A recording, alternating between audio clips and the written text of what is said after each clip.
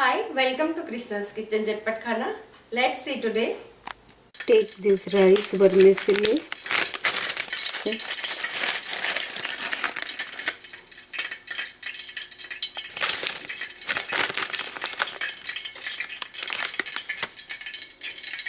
And fry it. See, fry this vermicilli.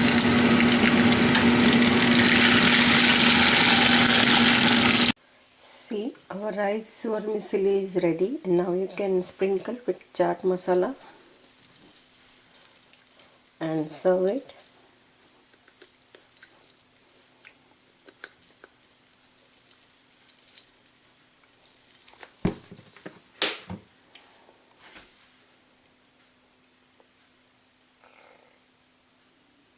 You can sprinkle a red chilli powder also if you want a little bit spicy.